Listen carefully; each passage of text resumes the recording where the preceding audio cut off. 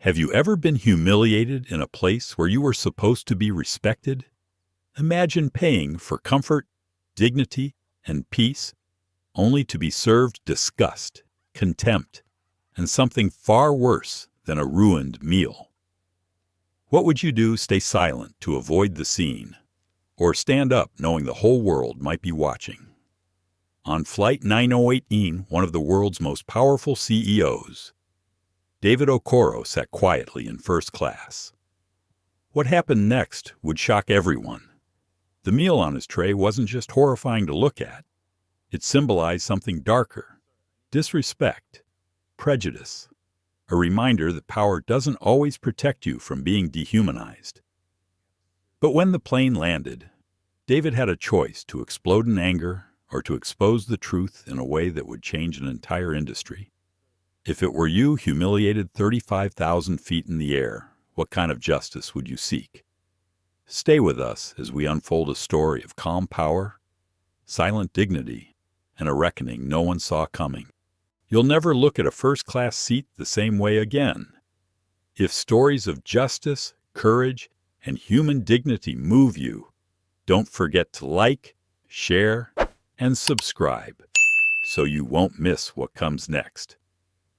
The silver tray gleamed under the dimmed cabin lights, but what sat on top of it looked nothing like the polished luxury that first-class passengers were promised.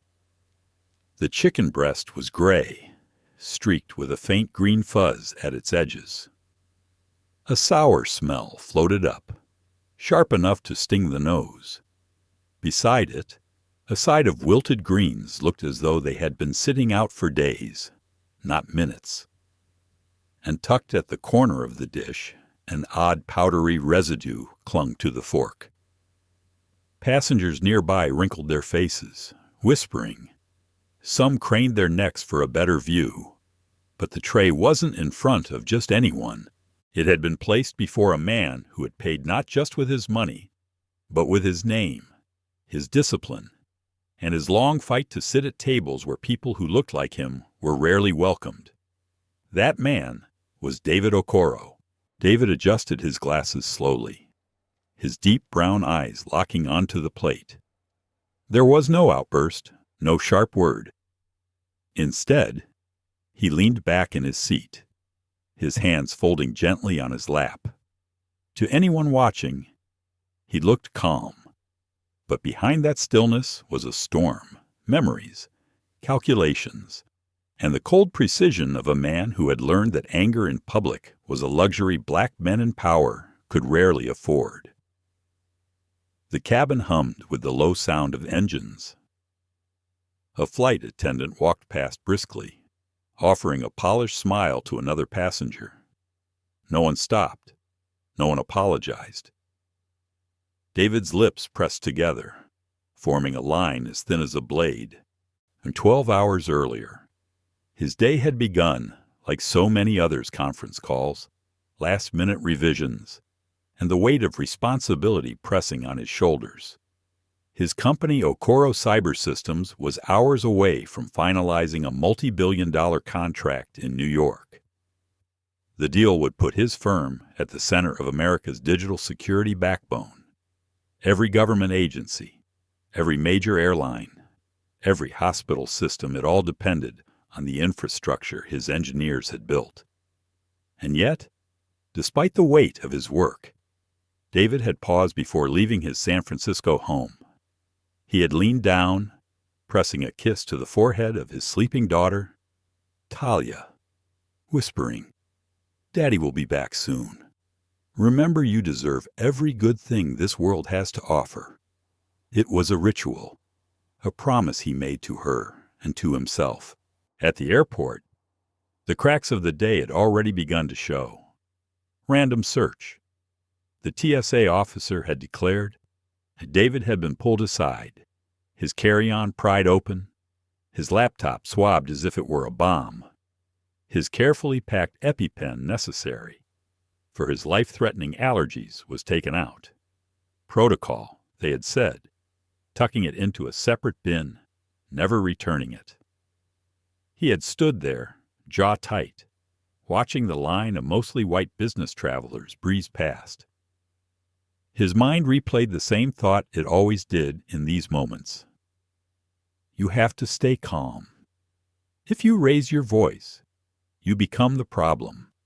If you swallow it, you live to fight tomorrow. So he had stayed silent, even as his chest ached with the familiar burn of humiliation. Now, on this flight, humiliation had turned into something sharper. The first hints came small. The way the attendant ignored his request to hang his coat, brushing him off with a distracted, overhead bins, fine.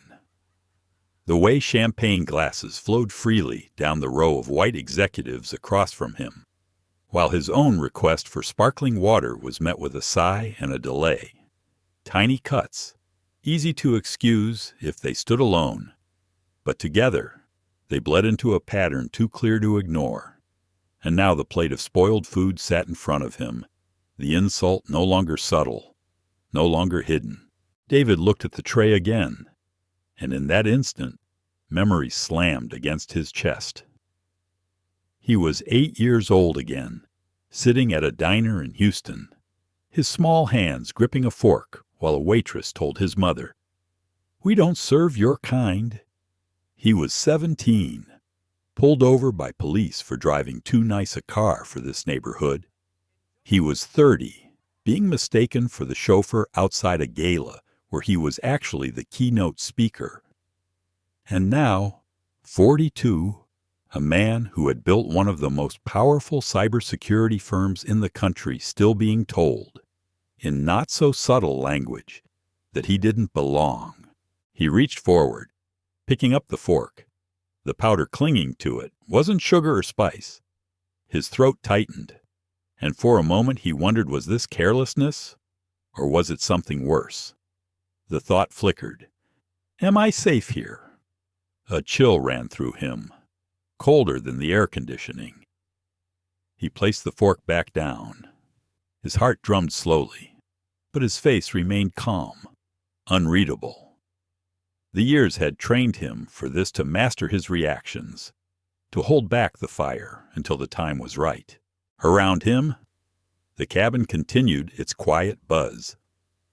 A man 2 seats ahead laughed into his phone, boasting about his company's profits. A woman flipped through glossy magazine pages. The flight attendant who had placed the tray didn't look back. David closed his eyes briefly. His breathing steadied.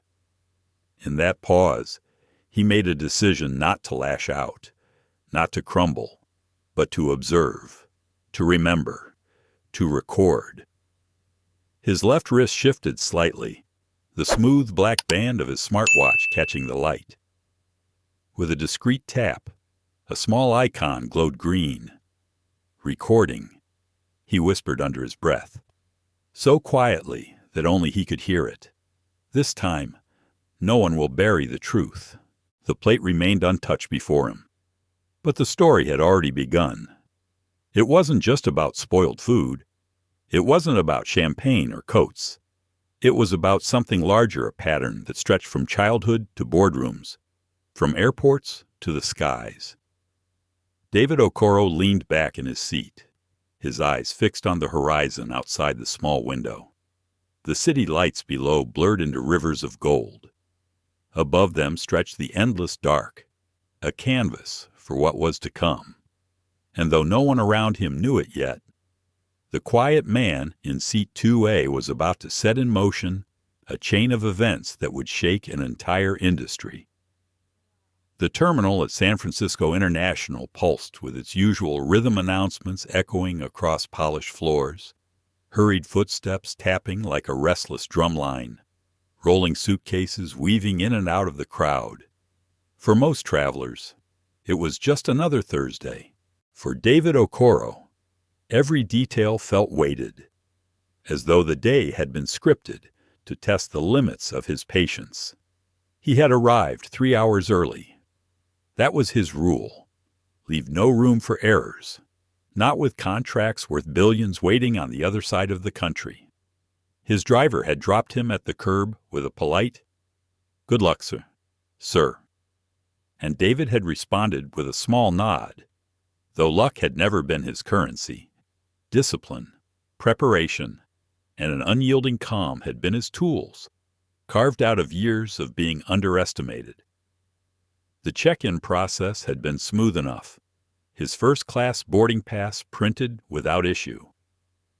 The airline employee behind the counter had smiled, though her eyes flickered briefly over his skin color before sliding the ticket across. He caught it, tucked it into his passport holder, and reminded himself not to dwell on glances. He had work to do. Security was where the air shifted. "Random search," the TSA officer announced as David placed his belongings onto the conveyor belt. His laptop, neatly packed in a leather case, was pulled aside. His watch was scanned twice. His carry-on was opened, the contents rifled through with little care. David forced his expression to remain neutral. "Is there a reason, protocol?" the officer said curtly. He watched as the man pulled out his EpiPen, the injector that stood between him and a potentially fatal allergic reaction. The officer turned it over in his hands like a curiosity, then placed it into a separate plastic bin. "I'll need that back," David said evenly. The officer gave a non-committal shrug, murmured something to a colleague, and moved on to the next traveler. The bin with the EpiPen never returned. For several long minutes, David waited, heart rate steady but mind racing. He asked twice more, politely, for the injector. Both times, he was told it was being checked. By the time his belongings were shoved back toward him, the bin was gone. He wanted to argue, to demand an explanation. Instead, he closed his bag with slow precision, inhaled through his nose, and repeated the mantra that had carried him through decades of subtle and overt injustice. "You must live to fight tomorrow." Still. As he walked away from the checkpoint, his chest tightened with something heavier than anger. It was fear, though he would not name it out loud. He had boarded countless flights, traveled across continents, faced down competitors who would bankrupt empires to see him fail. But standing in that airport, stripped of the one device that could save his life in an emergency, he felt a vulnerability that no wealth or power could shield. David found himself in the lounge, a haven of leather chairs and glass walls overlooking the tarmac. He sipped coffee that had gone cold quickly in his hands, his mind wandering back through years he tried not to revisit. He remembered Houston, the humid Texas air thick against his skin as a boy, when his mother had guided him by the hand into a restaurant. "We don't serve your kind," the waitress had said. His mother had smiled tightly, thanked her anyway, and let him back out. Later, she had told him, "Don't let them decide your worth." He had carried that lesson into adulthood, but each encounter still cut fresh. He had thought success might change the pattern, that being the founder of Okoro Cyber Systems, the man who had designed digital security systems used by half the Fortune 500 might grant him immunity. But airports had a way of reminding him to some eyes. He was still just another black man standing in the wrong place. His phone buzzed, a message from his assistant. "Carla Board meeting documents ready. Reminder 10 Eastern tomorrow. Everyone's waiting for you." He typed back a simple, "Confirmed." He didn't add the truth that at this moment, he wasn't sure if he would even make it there safely. The boarding gate was crowded when he arrived. Rows of passengers clutched boarding passes, craning toward the glass doors that would soon open onto the jet bridge. David stood tall, his tailored suit pressed sharply, briefcase in hand, yet the whispers reached his ears anyway. "Do you think he's in the right line?" someone murmured. "First class." Another voice said, tinged with disbelief. He ignored it. He had become an expert at ignoring. When boarding was called, he stepped forward. The gate agent scanned his ticket, hesitated, then glanced up at him. "Sir, are you sure this is your seat assignment?" David held her gaze. "Yes. 2A. Her smile was tight, professional, but her hesitation lingered. For a moment, he thought she might refuse him entry. Finally, the scanner beeped green.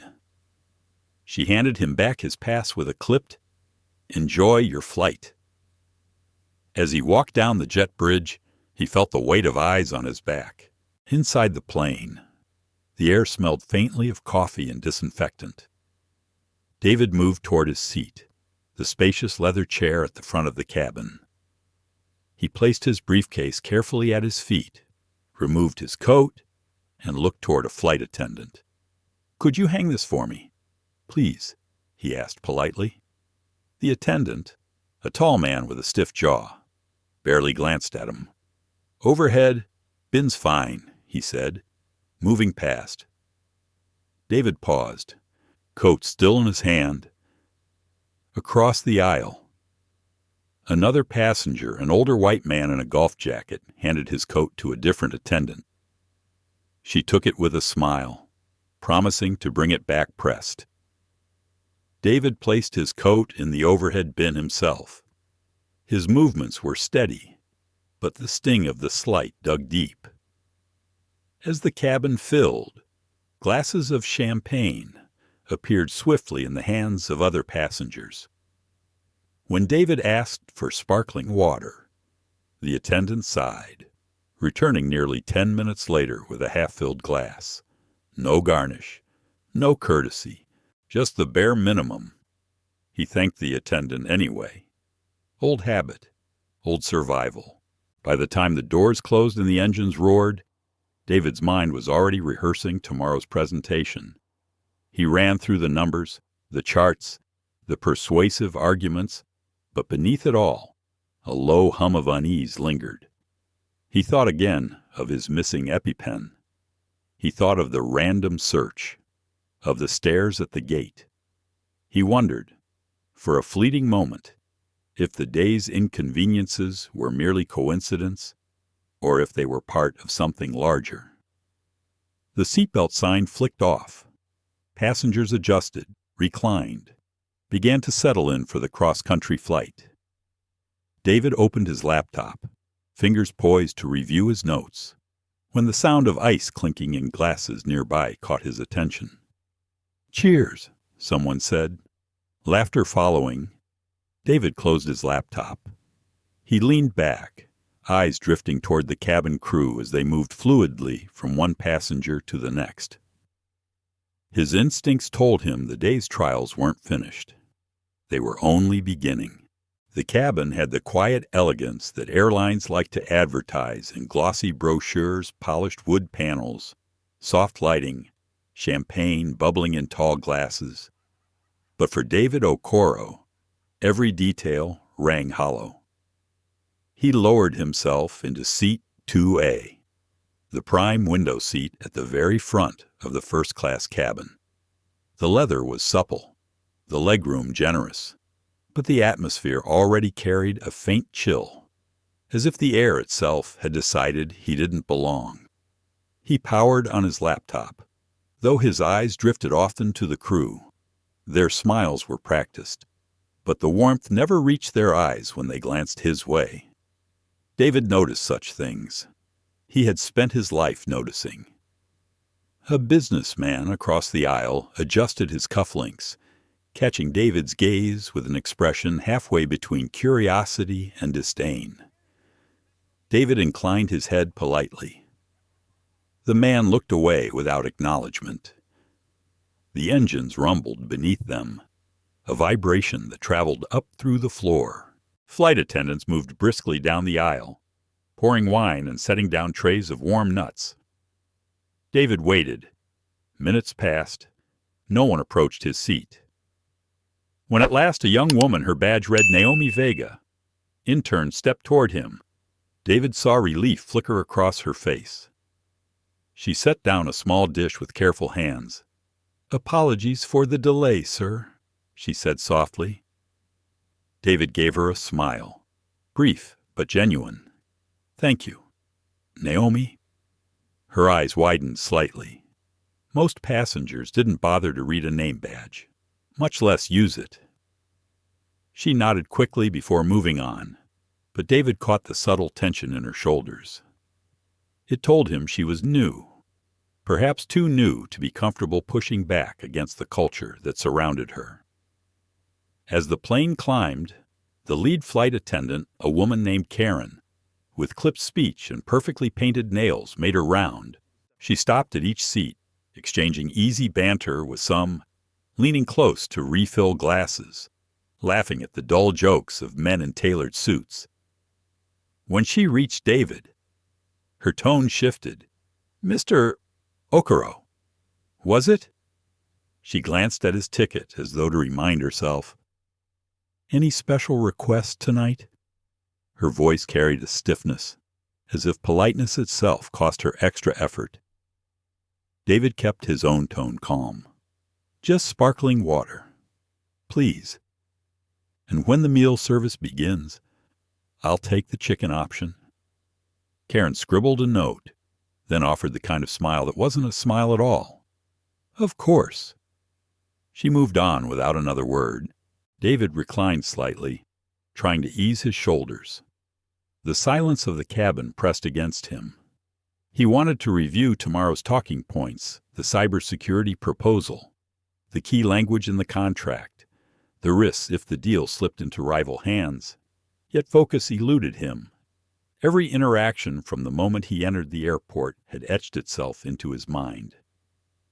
It wasn't that he had never faced bias before. He had countless times. What unsettled him tonight was how coordinated it felt, as if invisible hands were orchestrating each indignity. First, the EpiPen taken at security. Now the deliberate delays in service. The slight pauses at the gate. Coincidence? Or something designed? He rubbed his temple, telling himself not to spin conspiracy theories. But the doubt remained. An hour into the flight, dinner orders began. Naomi approached David again, her voice quiet. "Mr. Okoro, the chicken or the beef chicken?" David replied. She hesitated a fraction of a second before writing it down. He caught the flicker in her eyes and uncertainty, almost an apology. Behind her, Karen's voice rang out. "Beef for Mr. Saunders, of course. Extra sauce. Just as you like it." Her tone was warm, indulgent, the sort of tone reserved for customers she valued. David watched as white-gloved hands placed gleaming dishes before every passenger around him. Steam rose from cuts of beef. Fragrant herbs garnished delicate sides. Champagne glasses were refreshed with the pop of a cork. He folded his hands together, waiting. Time stretched. Minutes ticked by. His laptop screen dimmed from inactivity. Still, no meal arrived. At last, a tray landed before him. The silver cover lifted. David's nostrils flared as the sour stench reached him. The chicken breast was gray, the edges curled, dotted with greenish mold. The side salad looked wilted, damp with something that was not dressing. The fork glistened with a powder that clung stubbornly to the tines. David stared at it in silence. Karen appeared behind Naomi, arms folded. "Everything all right here, Mr. Okoro." His voice was steady. "This looks spoiled." Karen tilted her head, her painted lips curving into something between mockery and dismissal. "Our catering meets the highest standards. Perhaps you're not used to this style of cuisine." The words sliced through the air like ice. David met her gaze, unblinking. He wanted to ask if she realized how thinly veiled her insult was, but he didn't. He only tapped his smartwatch once, ensuring it was still recording. "I'll pass on the meal," he said quietly. Karen shrugged. "Suit yourself." She whisked the tray away, leaving behind the foul odor.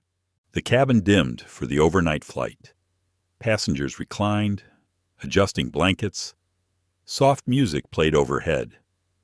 David sat upright, eyes closed but mind alert. He felt the gnaw of hunger, but stronger than that was the ache of something else, an exhaustion that came from decades of swallowing moments like these. He thought of Talia, asleep back home.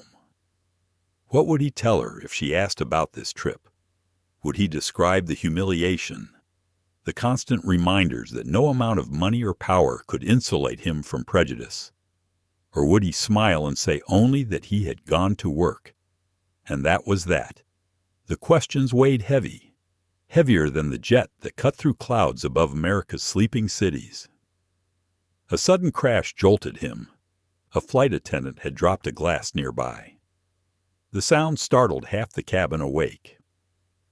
David glanced toward the galley just in time to see another passenger, an older man in a tailored suit, smirk in his direction. "Maybe you don't belong up here," the man muttered, not quietly enough. David inhaled slowly, chest expanding, then let the air out in silence. He turned his gaze back to the dark window. The lights below blurred like stars fallen to earth. He had spent a lifetime proving he belonged. Tonight, he wondered what it would take to make them see it. The cabin had grown quiet after the meal service, but David's mind refused to rest. He adjusted his seat back slightly, the soft leather creaking under his weight. The tray table was cleared, the sour smell of the spoiled meal lingering faintly in the air, a reminder of something he could not name, but could feel pressing in on all sides. He tried to focus on the glowing screen of his laptop, numbers and projections scrolling across. Yet his eyes kept sliding away, drawn to the subtle undercurrents in the cabin. He had always been an observer, long before boardrooms and contracts. He had learned to survive by reading rooms, catching the smallest shifts in tone and posture. Tonight, every detail gnawed at him. Karen, the lead flight attendant, moved easily through the aisle when she was with other passengers. Her laughter rose like music, her posture open, her gestures generous. But when her gaze crossed David's row, her smile vanished, her voice clipped. The contrast was sharp enough for anyone to notice, though no one spoke of it. Naomi Vega passed once more, clearing dishes, her hands trembling slightly. She gave David a quick, apologetic glance, as if silently acknowledging the wrongs she couldn't stop. He inclined his head just enough to reassure her he understood. "Oh, across the aisle." The older businessman in the tailored suit, the same man who had muttered earlier, leaned toward his neighbor, whispering something that made both men chuckle. David caught fragments out of place. No matter how much they pay, he kept his gaze fixed on his laptop, but his watch captured every word. Then it happened. A sudden jolt, a splash of cold across his keyboard. David sprang back, his eyes narrowing. A glass of sparkling water, supposedly steady on the tray above, had tipped and spilled directly over his open laptop. The liquid seeped between the keys, the glow of the screen flickering. "Oh, clumsy me," Karen said, her voice flat, unconvincing. She dabbed at the keyboard with a napkin, pressing too hard, pushing the water deeper. David's pulse thudded. His laptop wasn't just a tool. It contained sensitive notes, encrypted but still vital, about tomorrow's deal. Losing it wasn't just inconvenient, it was dangerous. He placed a hand over the device. "That's enough. I'll handle it."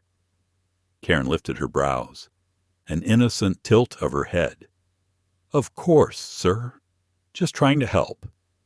but the smirk tugging at the corner of her lips betrayed her. David shut the laptop carefully, setting it aside. He pressed the power button, relieved when the machine whirred back to life. The screen lit, slightly dimmer, but functional. His files were intact. Still, the message was clear. Too many accidents in too short a time. First the EpiPen at security, now his laptop nearly ruined. He leaned back, exhaling slowly. Coincidence was no longer a plausible explanation. Someone wanted to disrupt him, to undermine tomorrow's presentation, maybe even endanger his life. But who? David's thoughts spiraled back to the coming meeting. The contract wasn't just a business deal. It would determine who controlled the cybersecurity backbone for multiple airlines and government systems. Billions were at stake.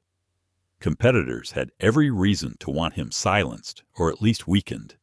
Lucas Barnes. The name rose like smoke in his mind. Lucas, head of Titan Security, his oldest rival. A man who had tried and failed to poach David's engineers, who had spread rumors that Okoro Cyber Systems was unstable. Lucas had motive, but could he reach this far into an airport, onto a flight? David's jaw tightened. He knew the answer, yes. He remembered Lucas's words at a conference a year ago, said half in jest, but cutting nonetheless one way or another. You won't make it to the top. A tap on his arm drew him back. It was Naomi again, leaning close so that Karen couldn't hear. "Sir," she whispered, I don't think that was an accident. With the water." David studied her, the nervous dart of her eyes, the way she clutched the edge of her service cart. She was young, barely mid-20s, but her voice carried a tremor of conviction. "Why do you say that?" he asked softly. Her throat bobbed. "Because I heard them in the galley. I wasn't supposed to be listening. But Karen and another attendant, they mentioned you by name. They said, make sure he's not ready for tomorrow." David felt a slow heat rise under his skin. Not anger, but the cold fire of confirmation. It wasn't paranoia. It was real. Naomi looked frightened, as though speaking had put her at risk. David gave her a small nod, his expression gentle. "Thank you. You've done the right thing." Her shoulders eased slightly. She moved on, disappearing down the aisle, left alone again. David stared out the window at the blanket of night below. Cities sparkled like constellations, but his reflection in the glass was sharper than the world outside tired eyes, composed features, and behind them, a man quietly calculating his next move. He could confront Karen directly, but that would only escalate. He could call for the captain, but the hierarchy of airlines often closed ranks, defending their own. Instead, he tapped his smartwatch, checking the recording icon. The device had captured everything: the water spill, the dismissive remarks, Naomi's whispered warning. It wasn't enough yet, but it was a start. The challenge would be surviving the rest of the flight without further sabotage. 2 hours later, the cabin lights dimmed fully for the red-eye stretch. Most passengers slept, their breathing steady, faces turned toward soft pillows. David remained awake, senses sharp. He noticed every shuffle, every hushed conversation. He dozed for minutes at a time, never more, always jolting awake at the faintest noise. At one point, he saw Karen glance his way, her eyes narrowing, her lips moving in a murmur to another crew member. He couldn't hear the words, but the intent was clear. This wasn't over. David shifted in his seat, his body taut as a bowstring. In his mind, strategies layered upon one another. Gather proof, protect the data, stay alive. He thought again of Talia, her small hand clutching his thumb the last time he tucked her in. He remembered her asking, "Daddy, why do people sometimes look at us funny?" He had answered gently, "Because they don't know us yet." But tonight, he wondered how long ignorance could excuse cruelty. The plane droned on, slicing through the night. But David's heart beat to a rhythm of vigilance. Tomorrow, he would stand in a boardroom and decide the future of an industry. Tonight, he sat alone in seat 2A, wondering how many more obstacles would appear before dawn. He closed his eyes once more, whispering silently to himself, "Stay calm. Record everything. The truth will speak louder than rage." The truth, however, was only beginning to reveal itself. The air inside the cabin had grown heavy, the kind of heaviness that wasn't from altitude or recycled oxygen, but from tension no one wanted to acknowledge. David Okoro sat motionless in seat 2A, his fingers pressed lightly together, his laptop closed now, resting silently like a soldier waiting for orders. He had been patient. He had endured the stares, the missing EpiPen, the accidental spill on his computer. Yet a small voice inside whispered that the worst was still ahead. Dinner service began again, this time in full. The rattle of carts, the clink of silverware, the faint aroma of reheated entrees filling the narrow space. Around him, passengers began to stir awake, adjusting their seats and murmuring with sleepy voices. Trays were placed down with careful precision. Glasses were refilled. Plates were uncovered with a practiced flourish. Naomi appeared again at his side, eyes lowered, pad in hand. "Mr. Okoro, you requested the chicken earlier. Is that still correct?" Her tone carried more than just formality. There was something pleading in it, as if she were silently urging him to reconsider. David studied her face. She was pale, tense, her eyes flicking quickly toward the galley where Karen stood supervising with folded arms. He nodded once. "Yes, the chicken will be fine." She scribbled it down, biting her lip before moving on. Minutes later, the cart rolled toward him. The metal lid was lifted with a metallic click. The smell hit first acrid, sour, unmistakably wrong. He stared down at the dish. The chicken breast, a dull gray, was streaked with a green fuzz near its edges. The sauce clung in clumps, congealed and gelatinous. The accompanying salad was limp, leaves yellowed, a tomato split and leaking into the corner of the tray. But it wasn't only spoiled food. On the fork, placed neatly at the side, a thin powder dusted the prongs, faint and crystalline under the cabin light. The man across the aisle wrinkled his nose. "Good Lord, what is that?" he muttered. But his voice carried no concern, only disdain, as though the problem were David himself and not the plate. Karen leaned in then, her painted smile sharp as glass. "Is something the matter? Mr. Okoro?" David didn't answer immediately.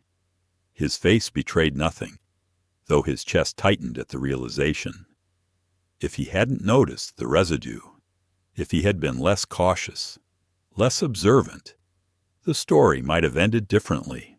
"This meal is not fit to be served," he said calmly, his voice low but firm. Karen shrugged, the motion careless. "All meals are prepared to standard. Perhaps you're not accustomed to this cuisine."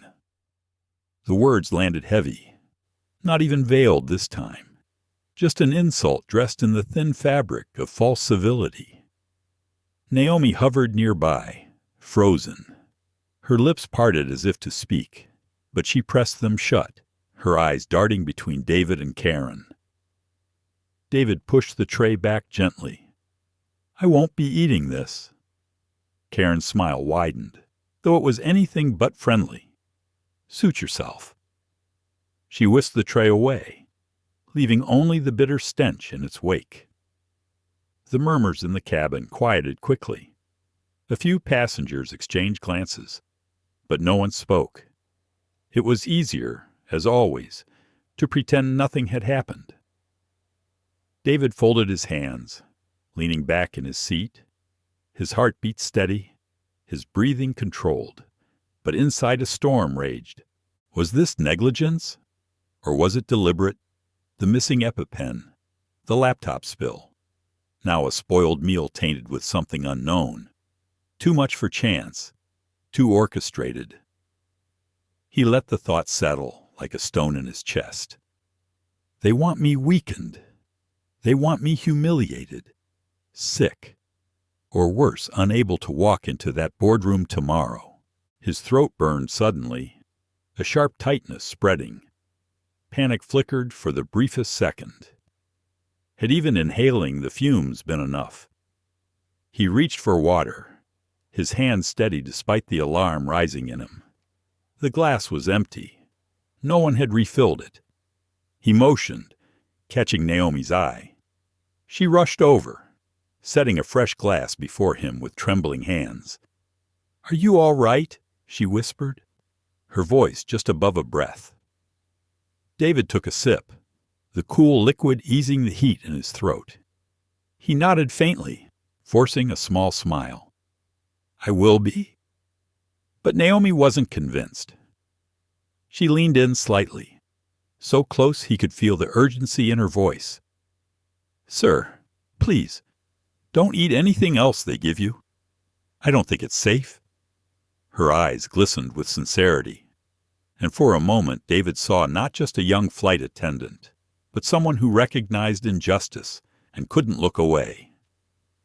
He inclined his head in gratitude. "Thank you, Naomi." She straightened, retreating quickly before Karen noticed the exchange. The rest of the cabin resumed its quiet rhythm, but David could feel eyes on him, passengers curious, judgmental, indifferent. To them, he was just another story to recount when they landed. There was this man who complained about his food in first class. None of them would see the pattern, the chain of events that stretched far beyond a single spoiled plate. David reached for his watch, checking the glowing icon. The recording continued, storing every word, every sneer, every detail. His mind worked in layers, the humiliation of the moment, the immediate danger to his health, and the broader picture, a competitor desperate enough to manipulate an airline crew into sabotage. Lucas Barnes. The name pulsed again in his mind. Lucas, with his endless ambition, his whispered threats. If anyone had reason to make sure David failed tomorrow, it was him. David closed his eyes briefly. He thought of Talia again, of her soft voice asking questions too big for her ears. He thought of the promise he made her each time he left, that he would always come back, that he would always fight for a world that would not dismiss her because of her skin. The stakes were no longer just corporate. They were personal, visceral. He whispered under his breath, so quietly that only the watch might catch it. "This ends with the truth." An hour later, the lights dimmed further. Passengers drifted into uneasy sleep. David sat awake, his body taut, his mind alert. Every cough, every shuffle, every footstep in the galley snapped against his nerves like a whip. Karen passed by once more, her perfume sharp in the air. She didn't stop at his seat this time, didn't offer anything, didn't acknowledge him at all. Yet David felt the menace in her presence, the unspoken challenge. "You won't win here." But he would. He had no choice. Outside the window, the night sky stretched endless, stars scattered like sparks against velvet. Somewhere below, America slept, unaware of the battle playing out in the hush of a pressurized cabin 30,000 feet above. David leaned his head back, eyes open, watching the darkness. He felt hunger gnawing, but he welcomed it. Hunger sharpened him. Hunger reminded him what was at stake. Hunger, after all, was a familiar companion, and tomorrow, when he stepped into that boardroom, hunger would turn into fire. David Okoro had promised himself that he would stay calm, no matter what came next. But calm was an elusive thing when your body began betraying you. It started with a dull ache in his stomach, a pressure that rolled and twisted like a tide. He shifted in his seat, pressing a palm lightly against his abdomen, telling himself it was stress, the gnawing of hunger. Yet the ache sharpened, spread upward, until his chest felt tight, his breath catching in uneven waves. His mind leapt back to the tray he had refused. The spoiled chicken, the strange powder on the fork. He hadn't touched it, hadn't taken a bite. But what if something had already been slipped into his water earlier? What if the very air around that plate had been enough? The thought made him clench his fists, fury rising against the edge of panic. Across the aisle, the businessman in the suit dozed comfortably, oblivious. Naomi, the young attendant who had warned him, was nowhere in sight. Karen hovered near the galley, laughing with another crew member, her voice carrying a sharp edge that cut through the quiet. David straightened in his seat, forcing his breath steady. His smartwatch pulsed faintly on his wrist, its biometric sensors registering elevated heart rate, irregular breathing, data collected, stored, encrypted evidence he hadn't intended to gather, but now desperately needed. Then came the wave, a crushing nausea, his vision narrowing, his body trembling as though the very cabin tilted against him. He reached for the armrest, gripping hard, willing himself not to collapse. A sheen of sweat broke across his forehead, cold despite the warmth of the cabin. Sir, a whisper, urgent, from his left. Naomi had returned, crouching low so as not to draw Karen's attention. Her eyes widened at the sight of him, pale, strained, struggling. "What's happening?" David forced his voice low. "Something's wrong. My stomach, my chest." Naomi glanced quickly toward the galley, then back to him. Her hands shook, but her jaw set firm. "I'm going to get you help." She stood, but before she could move far, Karen intercepted, her smile a thin blade. "Everything all right here," Naomi faltered, caught between fear and duty. David met her gaze, gave the smallest nod. "Don't risk yourself," his eyes said. "I can manage this." Karen's smile didn't reach her eyes. She leaned in, too close, her perfume thick. "Not feeling well, Mr. Okoro. Perhaps it's just nerves. Important men like you, always under so much pressure." The words dripped with mock sympathy. David didn't flinch. "Step aside," he said, his voice steady despite the burning in his chest. Karen straightened, shrugging with exaggerated nonchalance. "Of course." She drifted away, but the satisfaction in her smirk betrayed her. Naomi returned moments later with a small kit in her hands, whispering fiercely, "This is all I could get without them noticing. Electrolytes, some basic meds. It's not enough." David accepted the small bottle of liquid she offered, his hand brushing hers. "You've done more than enough already," he said quietly, before taking a slow sip.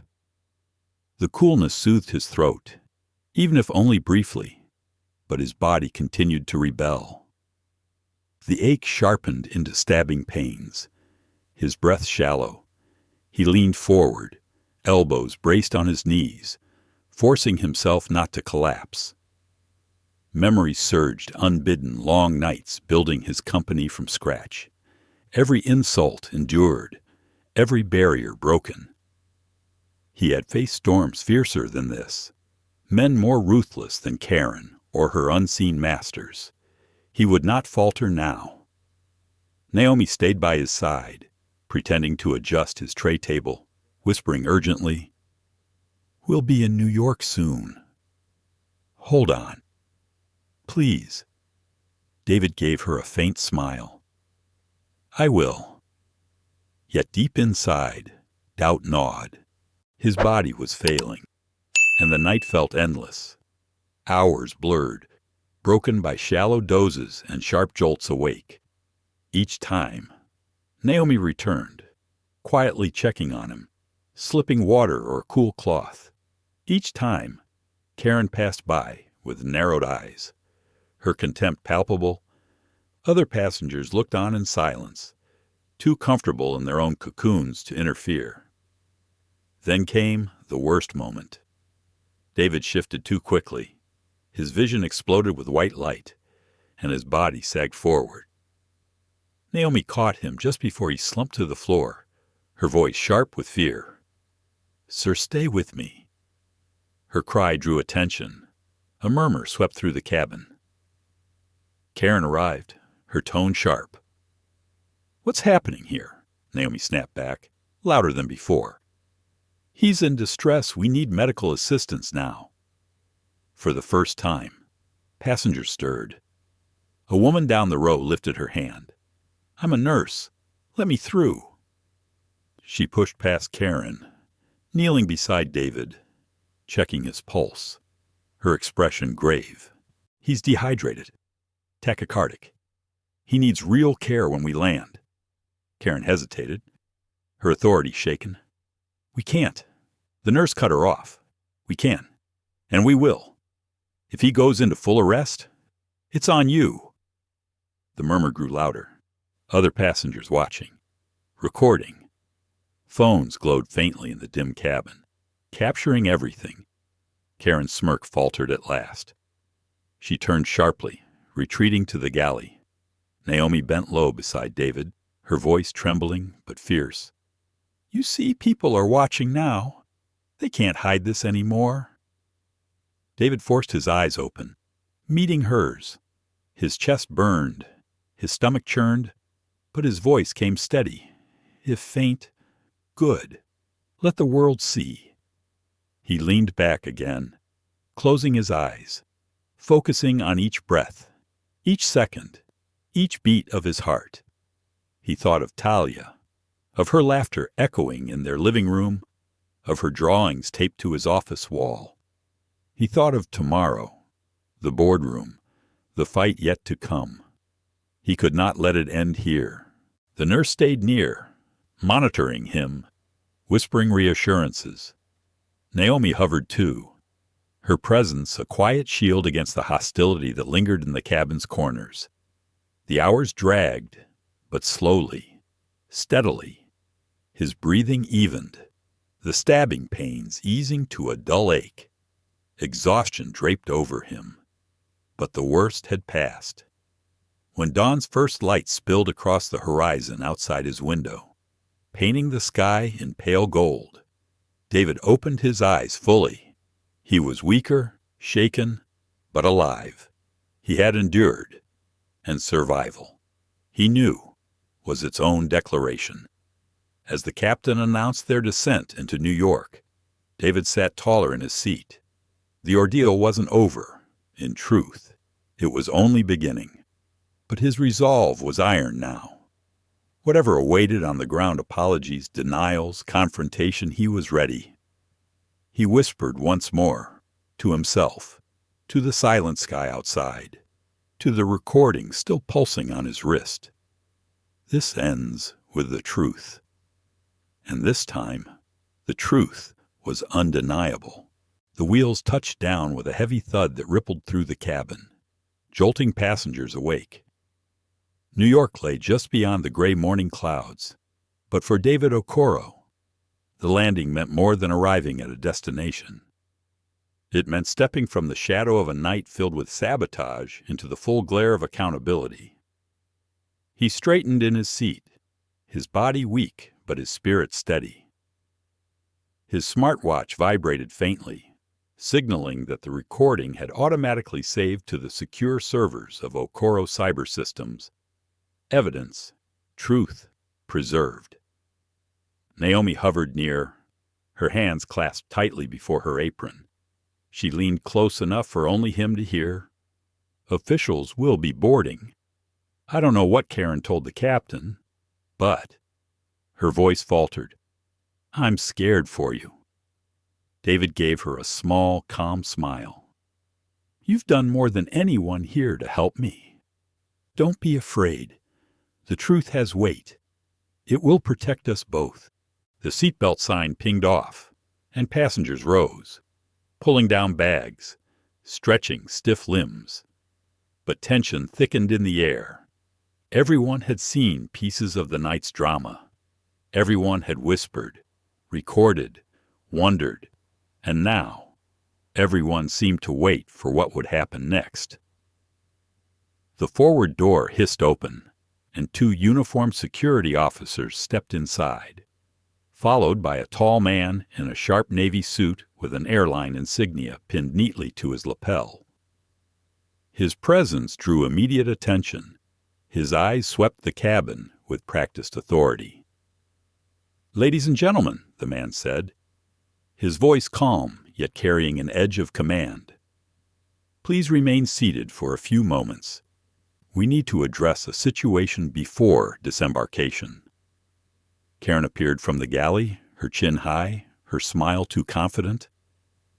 She walked briskly to the suited man, gesturing toward David's row. Her words carried just enough to be overheard.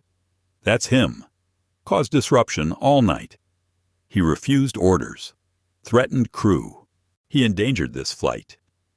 A murmur rippled through the passengers. Some frowned, confused. Others shook their heads. Several lifted phones again, already recording. The suited man turned toward David's seat, his expression guarded. "Mr. Okoro." David rose slowly, steadying himself on the armrest. Despite his exhaustion, his posture was straight, his gaze unwavering. "Yes, I'm Michael Grant," the man introduced, "co of Atlantic Horizons." His voice held the clipped polish of a seasoned executive. "We've received reports of misconduct. We'll need to speak with you immediately." David studied him for a long moment. Then, with deliberate calm, he lifted his wrist, tapping the side of his smartwatch. The device projected a small holographic screen against the back of the seat before him, a glowing panel of audio files and time-stamped records. "Then you'll want to hear the truth," David said, his voice carrying through the hushed cabin, "because every moment of this flight has been recorded, from the EpiPen incident at security, to the sabotage of my laptop, to the spoiled meal with powder on the fork." The cabin erupted in whispers, phones raised higher. Karen paled, her confident smirk faltering. Michael Grant's brows knit, his gaze flicking to Karen, then back to David. "Are you alleging deliberate misconduct by this crew?" David inclined his head. "Not alleging, demonstrating. Would you like to hear your lead flight attendant instruct her staff to make sure he's not ready for tomorrow? Or her mocking comments when she nearly destroyed my equipment?" Karen's voice cracked, high-pitched. "He's twisting everything. He refused to follow simple rules." But Naomi's voice cut across, trembling but firm. "It's true. Every head turned." She stepped forward, hands wringing, eyes glistening with fear but filled with determination. "I heard them. I saw it. They targeted him. They tried to make him sick. The nurse from earlier stood as well, arms folded. I treated him when he collapsed. He was poisoned, or close to it. If not for that young woman, he could have died up here." Passengers erupted, voices rising in a chorus of indignation. "I saw it too. She treated him differently from the start. I recorded some of it." Phones were thrust toward Michael Grant, toward the officers, toward anyone who would listen. Karen's face drained of color. Her lips opened and closed, but no words came. Michael Grant raised a hand, silencing the noise. His jaw tightened, but his voice remained level. Security. Please escort the lead flight attendant and her colleague to the ground for questioning. Effective immediately. They are suspended. Gas rippled. Karen sputtered. You can't. But the officers flanked her, guiding her firmly down the aisle. Passengers watched, some filming, some clapping quietly in grim satisfaction. Naomi stepped back, relief flooding her features. Michael Grant turned to David again, his tone softening. Mr. Okoro, on behalf of Atlantic Horizons, I apologize. We will investigate this matter fully. Please, let me escort you off the plane. David shook his head gently. Not yet. He looked around the cabin, meeting the eyes of passengers who had witnessed everything. The truth doesn't live in silence. Everyone here saw what happened. Everyone deserves to hear it acknowledged. He faced Grant squarely. Say it plainly. This wasn't a misunderstanding. This was discrimination, enabled by your staff, in your airline's first-class cabin. The COO hesitated, the weight of 100 recording devices trained on him. Then, with a breath, he nodded. You're right. It was discrimination, and it will not be tolerated. Applause broke out, scattered at first, then swelling, for the first time in hours. David felt something ease inside his chest. Not triumph, never triumph, but a measure of justice, however small. He allowed Michael Grant to guide him forward, Naomi trailing close behind. As he stepped off the plane, flashes from passengers' phones followed, but David didn't flinch. He walked with steady steps, a man who had endured, a man who carried truth like armor. And yet, even in that moment of vindication, his thoughts reached ahead. The boardroom awaited. Lucas Barnes awaited. The battle was far from over. But now, David knew one thing with certainty: they had tried to silence him, and instead, they had given his voice an audience. The boardroom was all glass and steel, perched high above Manhattan, a space designed to impress and intimidate in equal measure. The skyline glittered beyond, but inside the room, the air was heavy with expectation. Executives from Horizon Systems, government observers, and corporate lawyers lined the long polished table.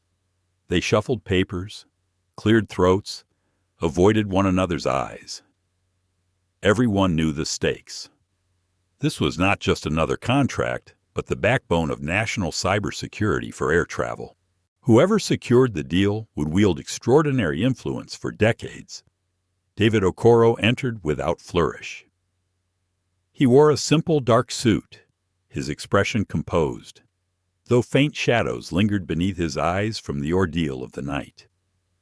Naomi Vega had insisted on accompanying him to the building, quietly walking beside him until the lobby security stopped her.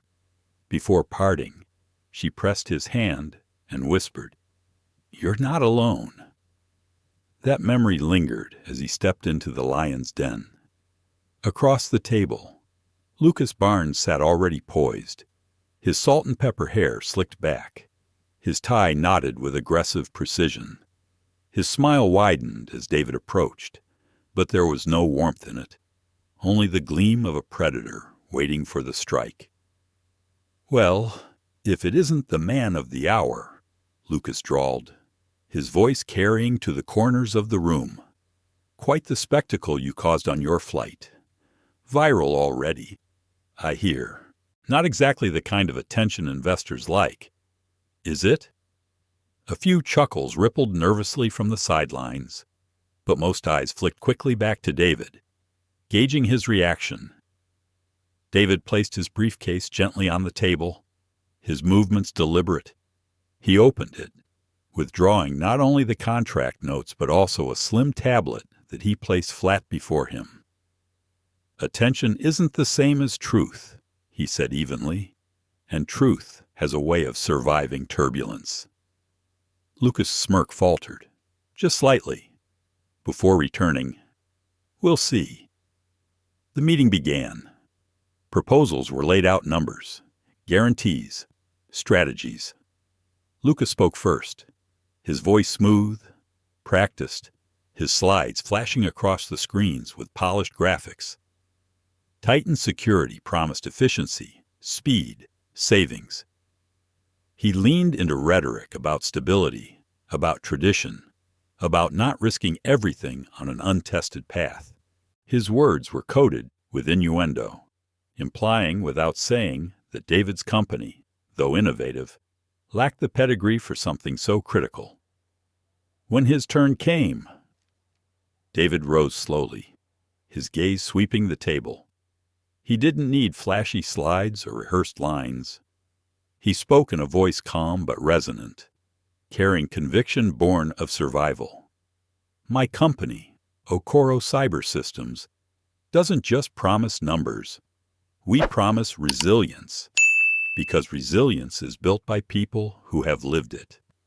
Our systems have been stress-tested, not just in labs, but in the field, under attack, in real-time breaches.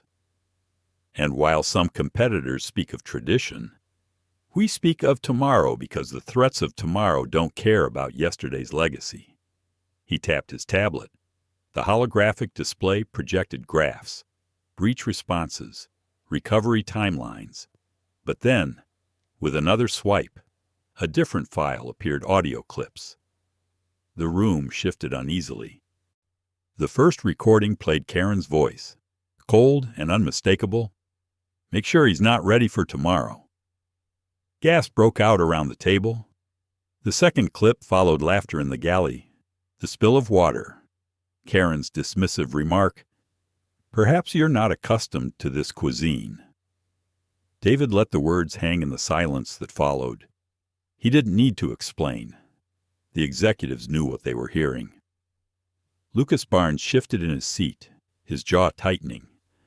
This is irrelevant. Some disgruntled employees playing games. David's eyes met his, unflinching. Is it? Or is it the consequence of a rival willing to poison a man in first class to weaken his credibility? The room froze. All eyes darted between the two men. Lucas scoffed, trying to reclaim control. That's a wild accusation. David, you've always been dramatic. But David's voice didn't rise, didn't waver. Dramatic is arranging for a CEO's medical emergency 30,000 feet in the air. Dramatic is turning human dignity into a bargaining chip.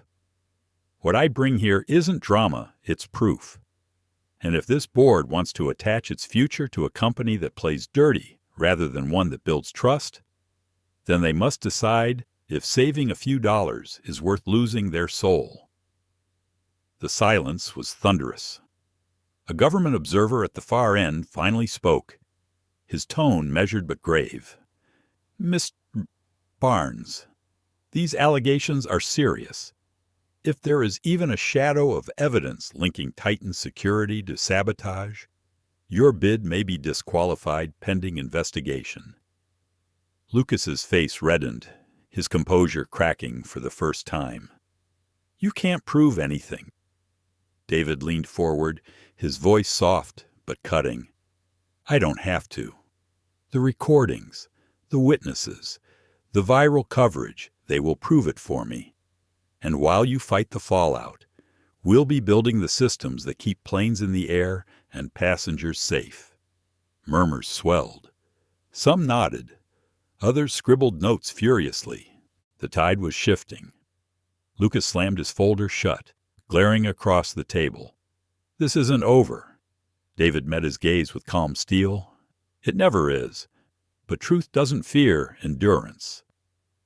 The chair of the board cleared his throat, bringing the room to order. "We will review both proposals thoroughly, but given the circumstances, Okoro Cyber Systems has demonstrated not only technical excellence, but integrity under pressure. That weighs heavily in our consideration." The meeting adjourned shortly after, but the undercurrents were unmistakable. Lucas stormed from the room, his entourage scrambling behind him. David remained seated for a moment longer, letting the weight of the moment settle. When he finally rose, he caught sight of his reflection in the glass wall.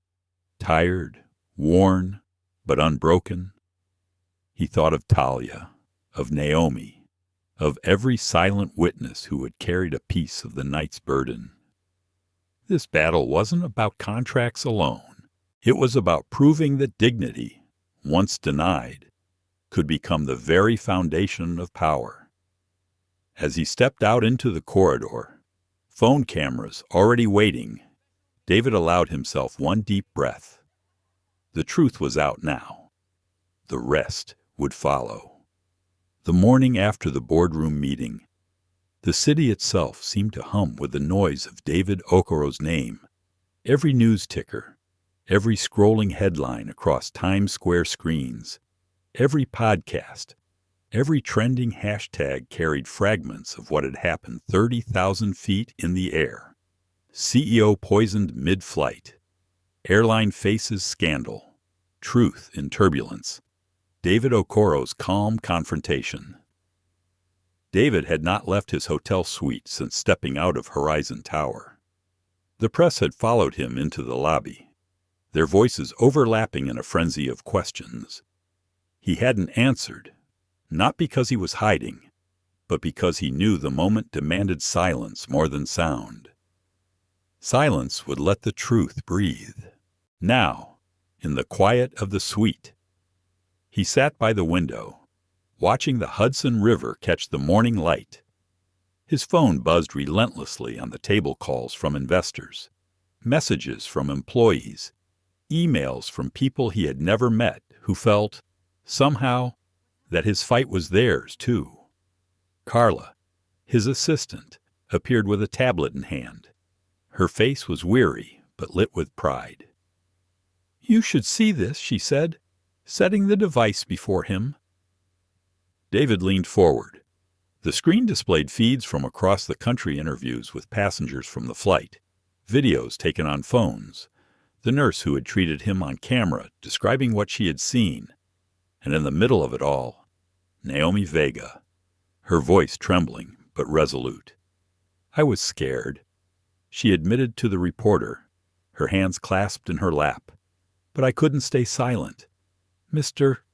Okoro deserved better. Everyone does. What happened wasn't just unprofessional. It was cruel. It was wrong." David exhaled slowly, a heaviness lifting. She had risked her career, perhaps even her safety, to speak truth. And now, the world listened. The hashtags told their own story. Her truth. Ronki. Flying while black. Okoro speaks. Thousands of travelers began posting their own accounts of quiet humiliations, meals skipped, upgrades denied, security checks harsher than others.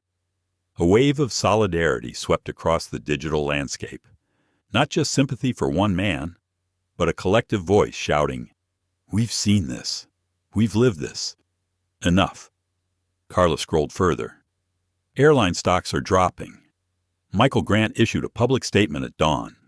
"Listen." She tapped a clip. Grant's voice filled the room. What Mr. Okoro endured was unacceptable. As COO of Atlantic Horizons, I take full responsibility. The staff involved have been suspended, and a full investigation is underway. We are launching immediate reforms to ensure this never happens again.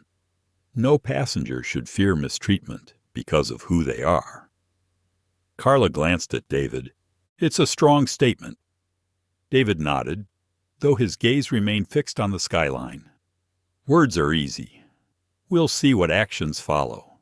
By afternoon, the firestorm only grew. Journalists dug into Karen's record, uncovering prior complaints from passengers of color that had been buried in internal files. Former employees came forward, describing a culture where bias was ignored so long as profits were steady. And then came the twist that made headlines blaze even hotter links between Karen's cousin and Titan Security, Lucas Barnes's company. Coincidence, one commentator asked. Or conspiracy? David sat through the broadcasts without visible reaction, but his hands tightened slightly on the armrest. Lucas's shadow stretched further than he'd guessed. The phone buzzed again. A call this time. Carla picked up, murmured, then held it out. "It's Michael Grant. He says it's urgent." David accepted, his voice steady. "Mr. Grant." The COO's tone was clipped, controlled, but underscored by unease. "Mr. Okoro, the board is furious. Lucas Barnes is denying any connection." "Of course, but the evidence is mounting.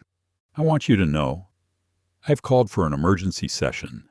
Titan Security's bid is on hold until this investigation is resolved." "Good," David replied. "But remember, this isn't about bids. It's about lives. If someone can be poisoned on a plane, in first class, surrounded by supposed safety, then what chance does the average traveler have?" There was silence on the line. Then a sigh. "You're right. We have a responsibility greater than profits." David ended the call with a quiet, "Do the right thing," and set the phone down. That evening, he agreed to one interview. Only one. The network sent a reporter to his suite, a woman with sharp eyes and a gentle manner. She asked no questions about contracts or corporate rivalries, only about the man himself. "When the meal was set in front of you," she asked softly, "what went through your mind?" David paused. His eyes drifted to the river again. That it wasn't about food. It was about erasure. About being told, in 100 subtle ways, that I didn't belong. But here's the thing when someone tries to erase you. The ink of truth writes darker. The interviewer leaned forward. "And what do you hope people take from this? That dignity is not a luxury," David answered. "It's a right. And when you deny it to one person, you deny it to everyone. I don't want my daughter to grow up believing she must endure cruelty in silence. I want her to know her voice has weight, her truth has power. That's why I didn't stay quiet." The segment aired within hours. Viewers across the country watched his calm, deliberate words, his steady gaze. Messages flooded in parents telling him they showed the clip to their children. Workers writing that they felt seen for the first time. Meanwhile, Lucas Barnes was unraveling. Reports emerged of internal memos, of staff pressured to interfere with Okoro cyber systems. Shareholders demanded answers. Titan Security's stock plummeted faster than Atlantic horizons. Lucas himself vanished from public view, his once polished reputation now stained with suspicion. Carla entered David's suite late that night, her voice hushed. "We did it," she said. "The board has voted unanimously. The contract is yours." David closed his eyes briefly. Relief washed over him, but it was tempered by gravity. This wasn't victory for the sake of triumph. It was responsibility, power that must be used carefully, deliberately. He opened his eyes. "This isn't just a contract, Carla. It's a chance to change the system, to prove that safety and dignity aren't separate things, they're the same thing." She smiled softly. "I think the world already knows that, because you showed them." Later, alone again, David stepped onto the balcony. The city lights flickered like constellations beneath his feet. He thought of Naomi, somewhere uncertain but braver than most seasoned leaders. He thought of the nurse, of passengers who had lifted their phones and refused to let silence bury the truth. He thought of Talia, asleep hundreds of miles away, dreaming in peace, unaware of how close her father had come to not returning. He whispered into the cool night air, a promise more than a prayer, This ends with the truth. Always. And as the city pulsed below, David Okoro knew that the truth had only begun its work. Weeks later, the storm had not subsided. It had evolved. What had begun as one man's ordeal aboard a flight had spiraled into a reckoning for an entire industry. Airlines across the country scrambled to reassure the public, holding press conferences, launching diversity task forces, suspending employees whose names surfaced in old complaints. But this time, the public wasn't satisfied with words. They demanded action, proof, accountability. David Okoro stood at the center of it all, though he never sought the spotlight. His days were consumed by meetings with regulators, advocacy groups, and his own teams at Okoro Cyber Systems. Yet, every night, when he returned home to his daughter, he reminded himself why he endured the exhaustion, the scrutiny, the weight of expectations. It was for her future, for Talia's right to walk into any room, board any plane, and never have her worth questioned. The first major step came in the form of a new agreement between Okoro Cyber Systems and Atlantic Horizons. Michael Grant, the COO who had first confronted the scandal at the landing gate, joined David on stage to announce sweeping reforms. "This is not a partnership of convenience," David told the assembled reporters. His voice was calm, his suit simple, but the power in his words carried further than any theatrics could. It is a partnership of responsibility. Airlines exist because people trust them with their lives. That trust cannot be conditional. It cannot be selective. It must be universal. Grant nodded, his own expression grave. From this day forward, Atlantic Horizons will implement independent oversight protocols, external complaint reviews, and mandatory bias training. These are not symbolic measures. They are systemic reforms. The announcement was met with cautious optimism. Critics pointed out that corporations often promise change in moments of crisis, only to quietly regress later. But David had anticipated this. He tapped his tablet, projecting a document into the air. These reforms will not be hidden in boardrooms. They will be published, audited, and updated quarterly for the public to see. Transparency is the only currency of trust. Applause erupted, and in that moment, David felt a shift. The narrative was no longer about his suffering on one flight. It was about structural change, about what the ordeal could spark in the lives of millions. But not everyone accepted the outcome quietly. Lucas Barnes's empire was collapsing, and with it, his mask. News broke of internal emails tying Titan security executives to the sabotage attempt. Shareholders revolted, the board ousted him, and federal investigators circled. Lucas vanished from public life. His last statement a bitter rant about being framed by overblown theatrics. David read the headlines in silence. He felt no triumph, no satisfaction at his rival's fall, only weariness. Rivalries were games for men who had the luxury of ignoring the human cost. For David, the cost had always been personal, his body poisoned, his dignity denied, his daughter nearly left fatherless. When Carla congratulated him, he shook his head gently. This was never about beating Lucas. It was about making sure no one else has to endure what I did.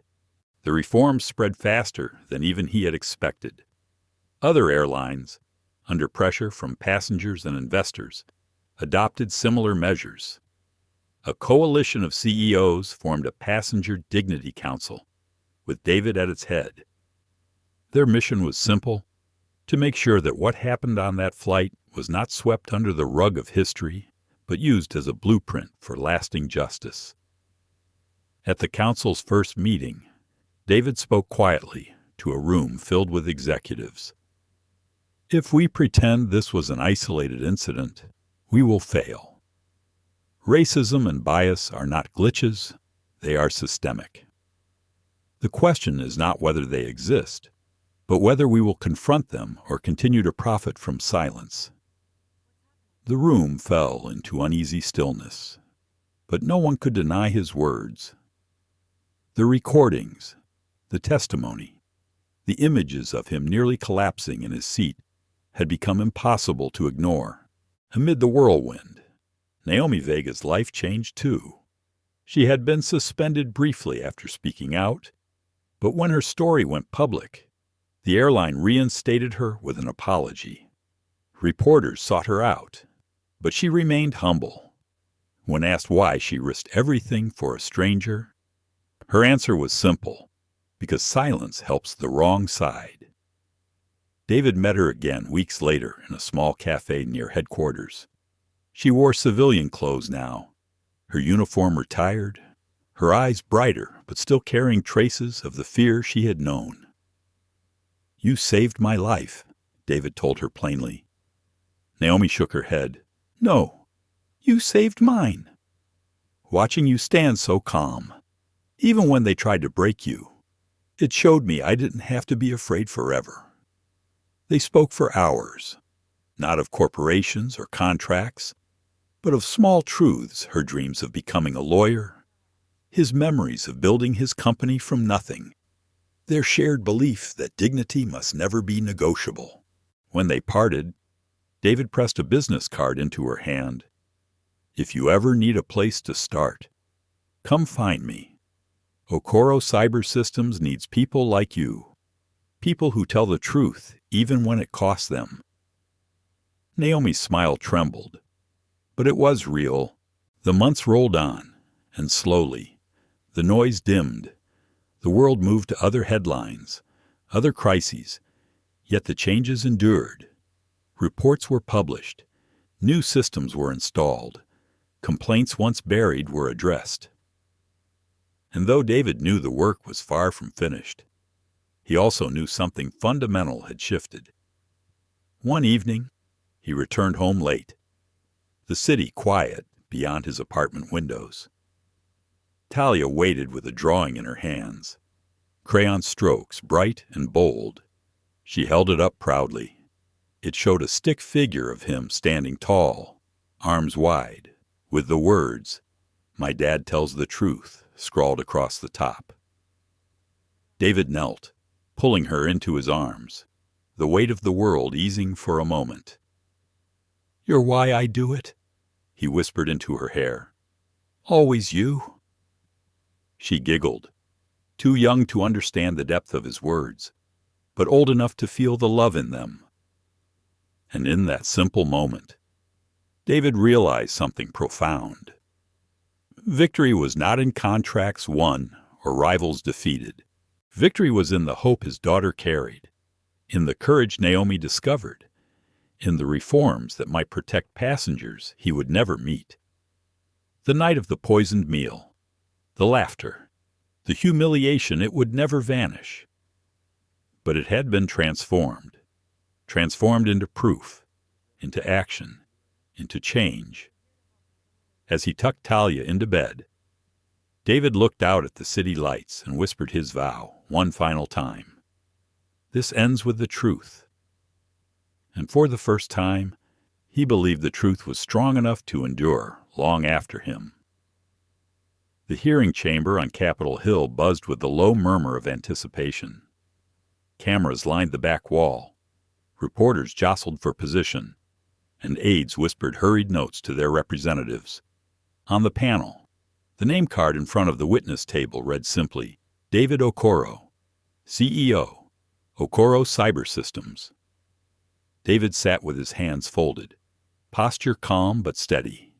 He had faced investors, rivals, and courtrooms, but this felt different. This wasn't about saving his company or even his reputation. It was about laying bare an experience that too many others had endured in silence.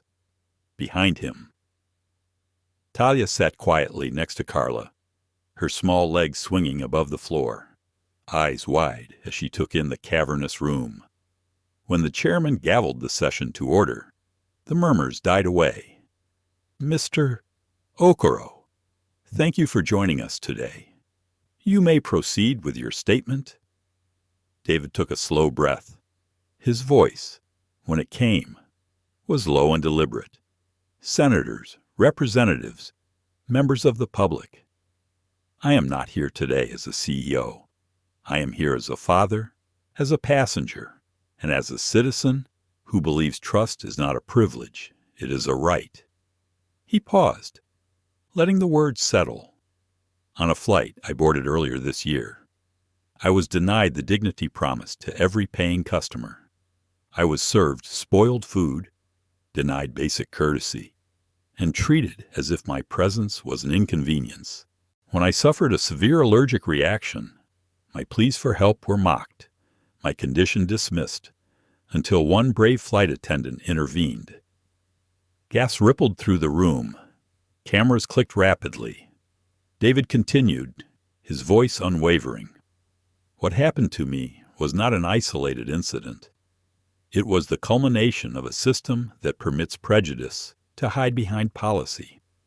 I survived because there happened to be an EpiPen within reach. Others may not be so fortunate. If airlines are to carry lives, then dignity, safety, and equality must be non-negotiable standards." One congresswoman leaned forward. "Mr. Okoro, are you suggesting this is systemic rather than individual misconduct?" David met her gaze steadily. "Yes. One bad meal doesn't cause a scandal, but a culture that dismisses complaints, silences whistleblowers, and prioritizes status over humanity that creates an environment where abuse thrives. This is not about punishing one crew. It is about reforming an industry." His words resonated. Lawmakers shifted, some nodding, others scribbling notes furiously. Later, during questioning, one senator tried to probe his motives.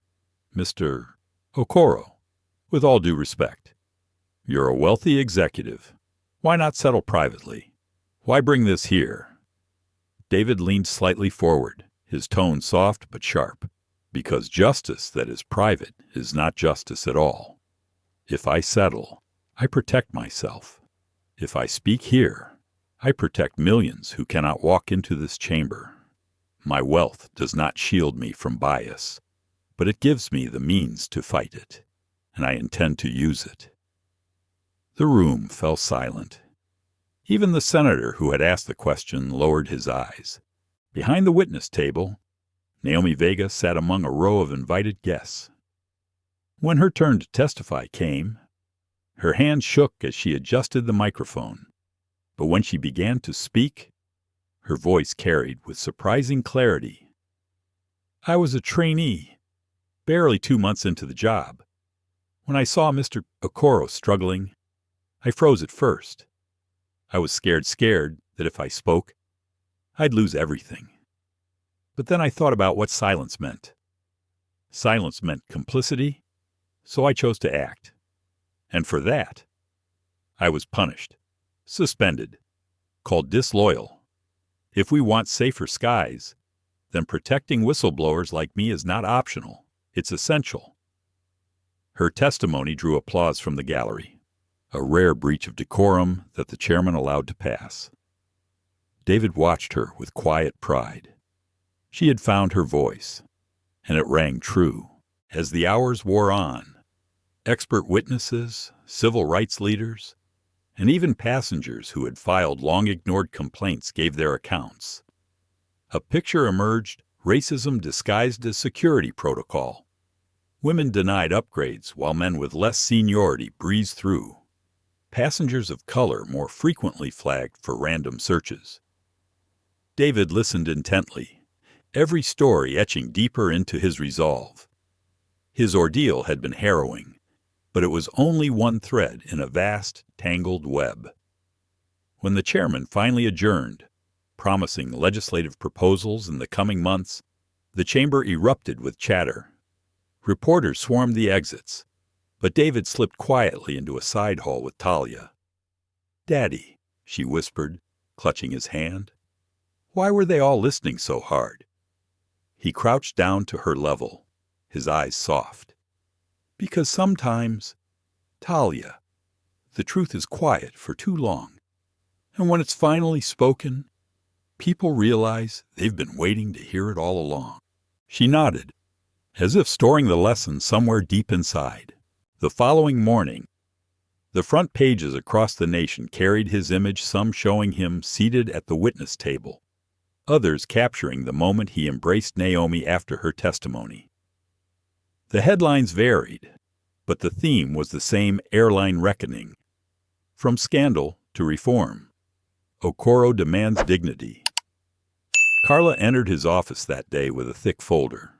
"Sir, I've compiled the public responses. Calls for industry reform are trending at record highs. Fly with dignity is everywhere.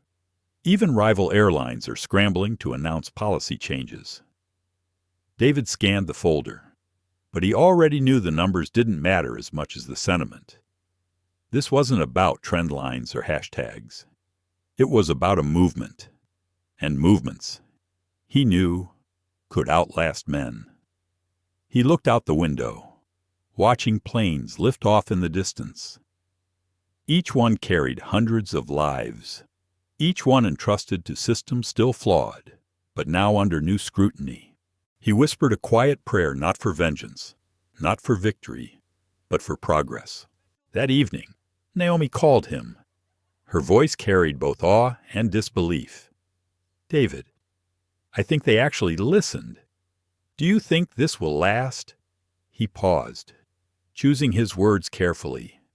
Change is never a straight line. There will be setbacks, resistance, even betrayal. But what matters is that we've shifted the ground. The old excuses don't hold anymore. They heard you. Naomi, they heard us all. There was silence on the other end, then a shaky laugh. "I never thought I'd be part of something like this." "You didn't just witness it," David said gently. "You made it possible." Weeks later, draft legislation began circulating. It included measures for independent review boards, passenger rights protections, whistleblower safeguards, and mandatory bias training for all airlines receiving federal contracts. The bill was far from perfect, and David knew the battle ahead would be messy. But it was a start. As he tucked Talia into bed that night, she asked softly, "Did you win, Daddy?" He smiled, brushing a curl from her forehead. "Winning isn't the point, love. What matters is making things better. And sometimes, making things better starts with telling the truth." Her eyelids fluttered shut, her breathing soft and even. David sat by her side for a moment longer, letting the quiet wash over him. For all the noise of hearings, headlines, and reforms, it was this silence, this fragile, hopeful silence, that mattered most. The ripple effects of David Okoro's testimony stretched far beyond Washington. What began as a single hearing ignited a wave of public pressure that no airline could ignore. Within weeks, rival carriers scrambled to announce dignity initiatives, each one desperate to avoid becoming the next headline scandal. For the first time in decades, the air travel industry wasn't just reacting to safety concerns or profit margins. It was being forced to reckon with human dignity. David watched the shift with cautious hope. His office filled daily with reports, new oversight boards being created, internal audits revealing long-ignored complaints, and passengers flooding social media with their own stories of mistreatment. The hashtag #FlyWithDignity wasn't just a trend anymore. It had become a movement. Stories poured in of families upgraded unexpectedly, of apologies issued for past wrongs, of policies rewritten with transparency. But for every sign of progress, David knew there was resistance. Executives complained behind closed doors about costs. Unions bristled at the implication of systemic bias. And skeptics warned that once the media frenzy cooled, reforms would erode. One evening, David sat with Carla reviewing a stack of industry memos. She rubbed her temples. "They're trying. But some of these companies are just checking boxes. Training modules rushed. Complaint hotlines outsourced. They're following the letter, but not the spirit. David nodded, his jaw tightening. That's always the danger. Culture doesn't change because of a policy. It changes because people believe it must. He decided to take a different approach. Instead of only pushing reforms from the top, he sought to engage the people who made airlines run flight attendants, gate agents, ground staff. He arranged a summit in Chicago, inviting employees from multiple airlines. Some came hesitantly, expecting a CEO's lecture, but David didn't lecture. Standing in a modest hotel ballroom, he began with a story not about himself, but about a woman named Clarissa, a retired flight attendant who had once written him a letter. She had served for 30 years, often covering for colleagues when they showed bias, afraid of losing her job if she spoke up. She told me, David said quietly, I spent my career apologizing silently for things I should have confronted loudly. The room grew still, eyes lifted from notebooks, arms uncrossed. David continued, This isn't about blame. It's about courage. Every one of you has the power to make someone's journey dignified. That power isn't given by corporate. It's yours the moment you step into uniform. By the time he finished, hands were raised, not with challenges, but with confessions. A gate agent admitted she had once doubted a young black man's ticket, assuming it was fake. A flight attendant recalled favoring wealthy-looking passengers because it felt safer. Tears came, apologies stumbled, but something real had cracked open honesty. When the session ended, Naomi Vega approached him. She had joined the summit as a newly reinstated employee, unsure of how she would be received. You gave them permission, she whispered. Permission to admit what's broken. David smiled faintly. Admitting is the first step. Healing is the next. News of the summit spread quickly. Reporters framed it as a grassroots awakening inside the industry. Headlines read, Airline workers speak out. From silence to solidarity, and Okoro sparks cultural reckoning. Other companies soon requested similar gatherings, and David agreed, provided employees, not executives, had the loudest voices. Meanwhile, in cities across the country, ordinary passengers began to notice changes. A grandmother in Dallas wrote on social media about being treated with unusual kindness when she stumbled boarding. A Muslim student in Detroit shared how, for the first time, he wasn't flagged for a random search. A disabled veteran in Atlanta was given genuine assistance instead of dismissive sighs. Each story was small on its own, but together they formed a pattern David prayed would hold. At home, Talia noticed the difference too. One Saturday, as they walked through the airport on their way to visit his mother, she tugged his sleeve. Daddy, everyone looks happier. David chuckled. Maybe they are. Or maybe you're noticing kindness that was always there, but buried. She tilted her head thoughtfully. Do you think it'll stay? His smile faded into something more contemplative. That depends on whether people keep choosing it, even when no one's watching. But the cultural shift wasn't only about kindness. It was about accountability. Lawsuits multiplied as past victims of discrimination realized they no longer had to stay silent. Airlines scrambled to settle, issuing statements that admitted failures rather than hiding behind legal jargon.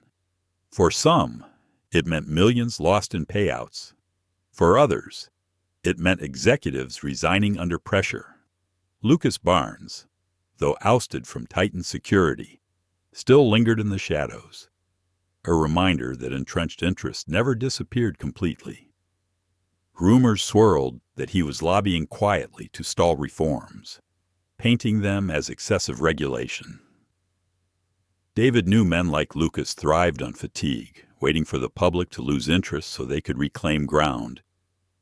That knowledge kept him vigilant. He met weekly with advocacy groups, encouraging them to keep pressure alive.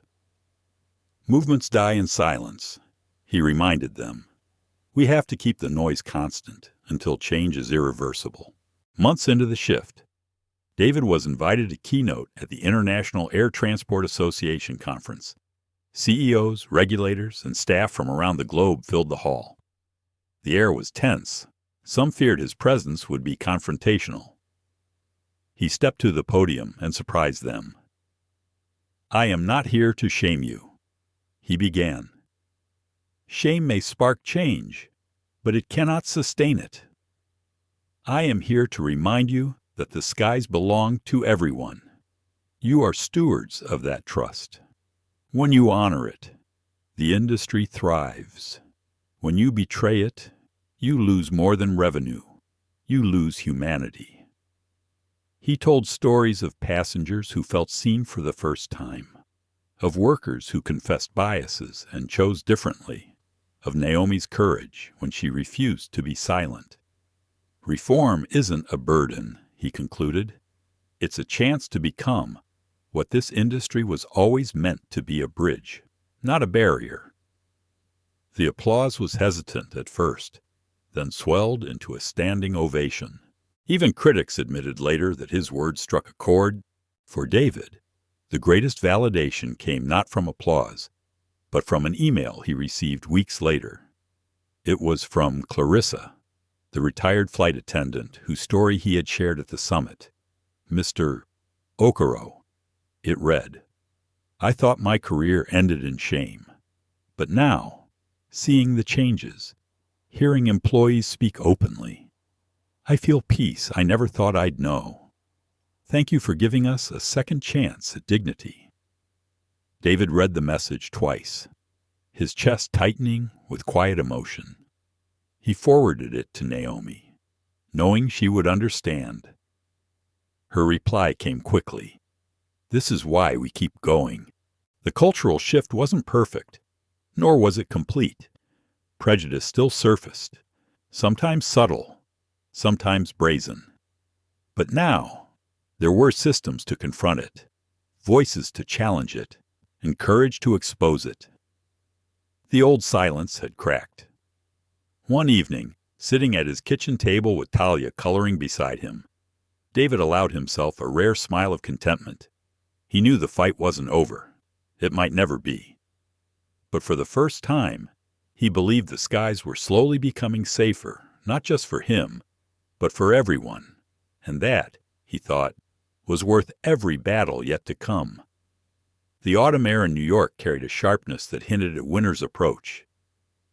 David Okoro walked briskly across the marble lobby of the federal courthouse, his footsteps echoing with a measured cadence. He wasn't here for business, nor for testimony this time. Today was personal, a chapter that needed closing before he could move forward. Lucas Barnes was set to appear in court for the first time since his forced resignation. The charges ranged from corporate sabotage to conspiracy, the culmination of months of investigation. David had no legal obligation to be there, but he felt compelled to witness it, to look into the face of the man who had engineered his near death and orchestrated humiliation, and to leave with his own peace. Inside the courtroom, the atmosphere was thick with tension. Reporters filled the benches, cameras waiting outside for any glimpse of the disgraced executive. Lucas entered, flanked by attorneys, his once confident stride reduced to a stiff shuffle. His tailored suits were replaced by something more modest. His tan faded, his jawline less sharp. Time and scandal had carved him down. Their eyes met across the room. Lucas's expression flickered pride, shame, bitterness, and something else David couldn't quite name. Perhaps recognition, perhaps resentment. The proceedings unfolded methodically. The prosecution outlined evidence of collusion between Lucas and rogue employees at Skyward Air. detailing the plot that had endangered David's life. Emails, financial records, and testimonies painted a damning picture. Lucas's lawyers countered with technicalities, painting him as scapegoat for broader corporate failings, but the jury's faces betrayed skepticism. David listened, but he wasn't here for verdicts. He was here for something deeper. During a recess, he stepped into the hallway. To his surprise, Lucas was there too, waiting with his attorneys a few feet away. For a moment, the world around them blurred, the hum of reporters and clerks fading. Lucas's lips tightened. Then he spoke, his voice lower than David remembered. "I suppose this is what you wanted all along." David regarded him evenly. "What I wanted was dignity. You tried to take it from me. What I wanted was safety. You gambled with it. What I wanted was truth. And here we are." Lucas' jaw clenched. "You don't understand the pressure. Shareholders, boards, rivals. It's a game. Okoro. We all play it. You just happened to win this round." David's calm deepened, his voice quiet but firm. "This was never a game. Not for me. Not when I nearly died in that seat. Not when my daughter almost lost her father. You treated lives like pawns, and that's why you're here." For a brief second, Lucas's gaze faltered. His shoulders sagged, and he muttered, almost to himself, "Maybe I lost sight of what mattered." David didn't reply immediately. He studied the man before him not as a rival, not as a villain, but as a human being unraveling under the weight of his own choices. "At last," he said softly, "it's not my place to punish you. That's for the court. But it is my choice not to carry hatred for you. I won't let you live rent-free in my heart." Lucas's eyes narrowed, a flash of defensiveness returning. Yet underneath, there was something else, perhaps envy, perhaps bewilderment that David could let go when he could not. The attorneys interrupted, pulling Lucas away as proceedings resumed. David returned to his seat, lighter somehow. He didn't need revenge. He already had closure. Weeks later, the trial concluded. Lucas Barnes was convicted on multiple counts of corporate fraud and conspiracy. He was sentenced to several years in federal prison, along with heavy restitution fines. The once feared executive who had wielded power so ruthlessly was reduced to a cautionary tale splashed across business journals. When Ambition Corrupts the Rise and Fall of Lucas Barnes. David read the headline without triumph. He closed the magazine and placed it in a drawer. The chapter was over. But even as Lucas's fall dominated headlines, David's work pressed forward. He was invited to universities to speak about leadership and integrity. Students crowded lecture halls, listening as he recounted not just the scandal, but the quiet resilience it required. Leadership, he told them, isn't about what you conquer. It's about what you refuse to compromise, even when it costs you. Naomi often accompanied him on these trips, sharing her own testimony of speaking truth to power. She grew into her role as an advocate, her confidence blossoming with every audience that rose to its feet in recognition of her courage. Together, they became symbols not of victory over an enemy, but of resilience against a system that had tried to silence them. One late evening, after delivering a keynote in Chicago, David found himself alone on a balcony overlooking the city skyline. The air was crisp, lights glittered below, and for the first time in a long time, he allowed himself to breathe fully. Carla joined him, carrying 2 cups of coffee. She handed one over and smiled gently. "You found what you were looking for, didn't you?" David nodded, staring at the horizon. I thought closure would come from seeing him fall, but it didn't. It came from realizing I don't need his downfall to move forward. My peace isn't tied to his punishment." Carla sipped her coffee. Then maybe you're freer than he'll ever be. David turned to her, his expression soft but resolute. Maybe so. But freedom means more than walking away. It means building something better in the ruins of what failed. At home that weekend, Talia curled up beside him with a book. She was reading slowly, her finger tracing each word. David listened to her voice, unsteady but determined, and felt tears prick the corners of his eyes. "Daddy," she said suddenly, closing the book, "are the bad people gone now?" He paused, stroking her hair. "Bad people don't disappear, love. But sometimes they face the consequences, and sometimes we face them too and choose not to let them change who we are." She tilted her head. "So, you won." He smiled faintly. "I didn't win, Talia. I chose peace. That's different, and sometimes it's stronger." As she drifted to sleep, David sat quietly, her steady breathing reminding him of the fragile beauty he had nearly lost. His fight had begun in anger, but it ended here in peace, in family, in the promise of tomorrow. The past no longer held him captive. He had confronted it, released it, and chosen to carry something greater. And in that quiet night, David Okoro knew true closure wasn't the fall of his enemy. It was the rise of his own spirit, unbroken. The first snowfall of winter drifted across Manhattan, turning the city's relentless hum into something softer, quieter. From the corner office of Okoro Cyber Systems, David Okoro stood at the window, watching as flakes spiraled under the glow of street lamps. His reflection stared back at him older, more lined, but steadier than before. It had been nearly a year since the flight that changed everything, a year that carried him through scandal, testimony, reforms, and closure. Now, at last, he had space to reflect. The office was quiet, save for the scratch of Talia's crayons on paper.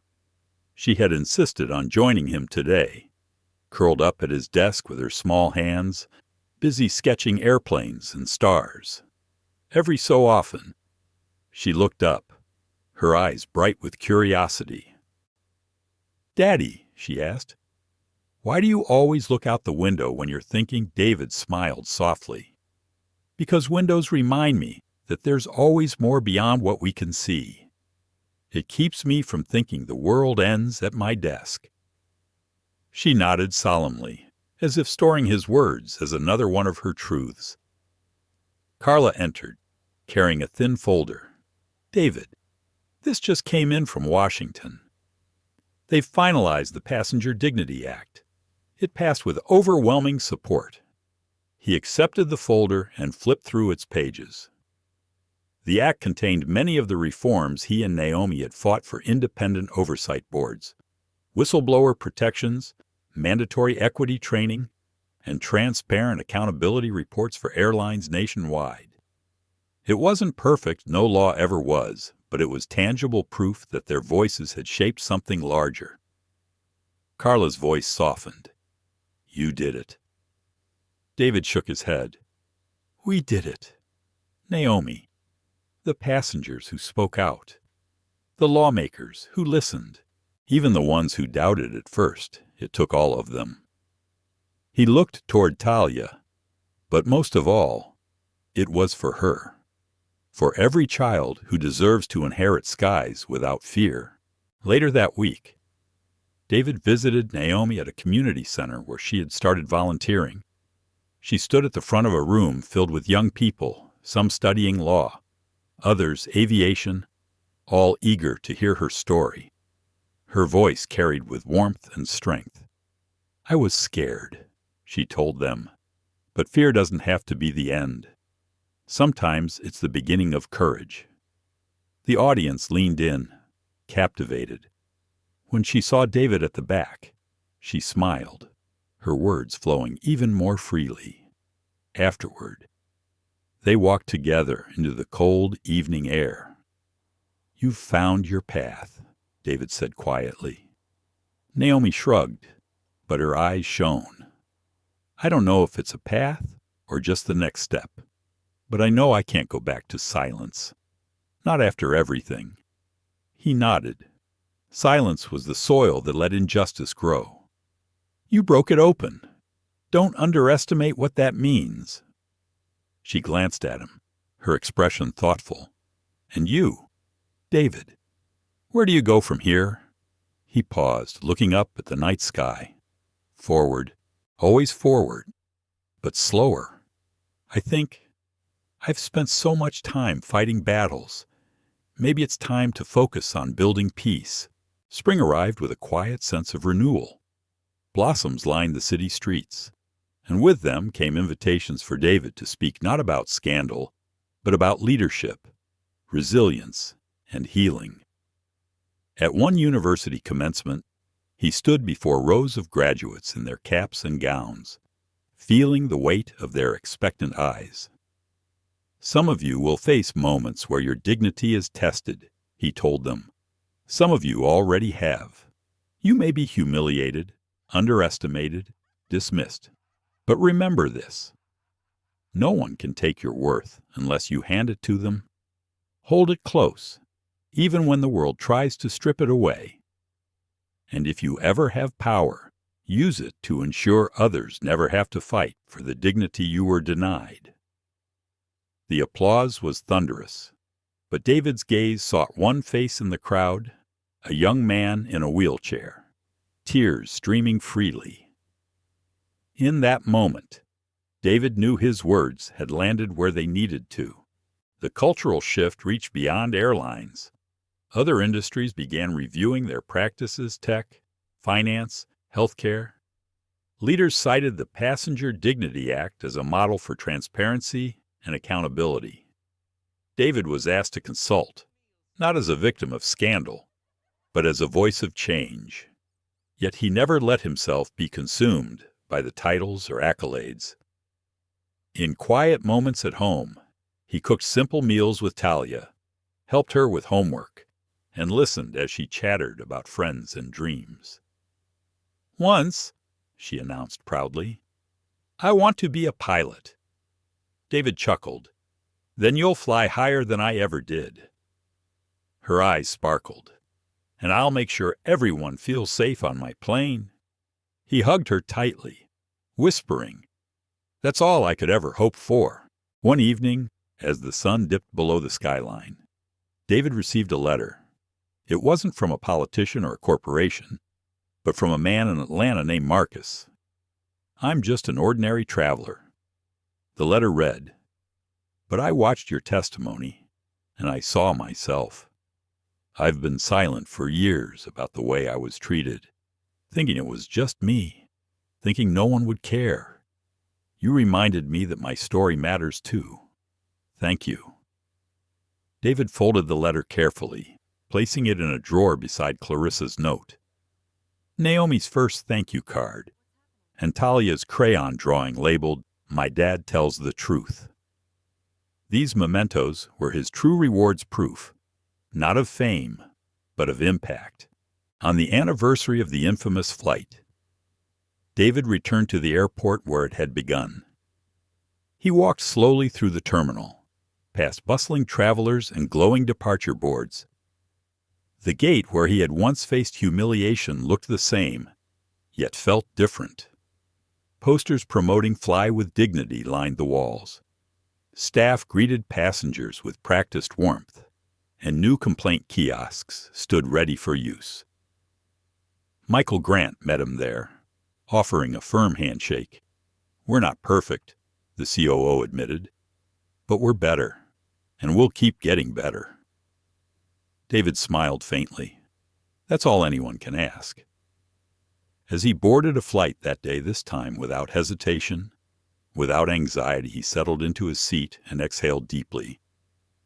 The hum of the engines was steady, the attendants respectful, the meal placed before him fresh and carefully prepared. It wasn't luxury that mattered. It was dignity, and in that moment he felt it fully. The years ahead would bring new challenges, new struggles, but David Okoro had found his rhythm, a balance between fighting for justice and savoring peace.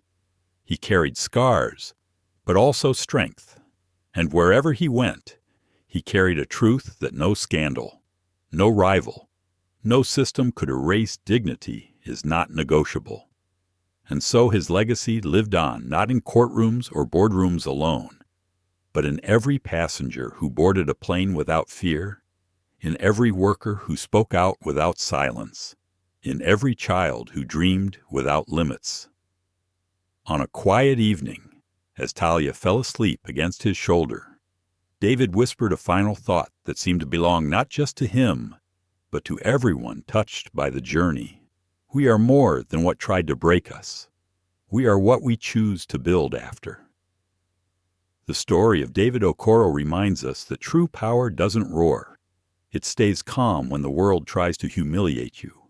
Dignity is not something money buys or titles grant. It's something we defend quietly, especially when tested. In a moment of public disrespect, David chose not revenge, but reform, turning a personal insult into a movement for fairness. That's a lesson we can all carry, no matter our age or position.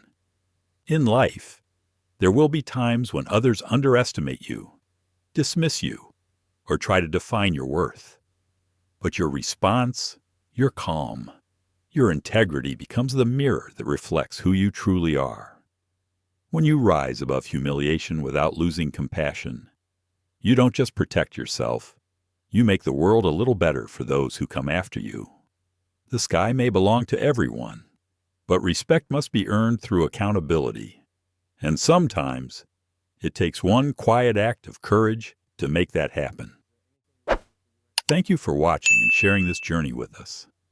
If this story touched your heart or made you think differently about respect and justice, please like, share, and subscribe to our channel. Your support helps us bring more true-to-life stories that inspire change and remind us what dignity really means. See you in the next story, where courage, compassion, and truth always find their way home.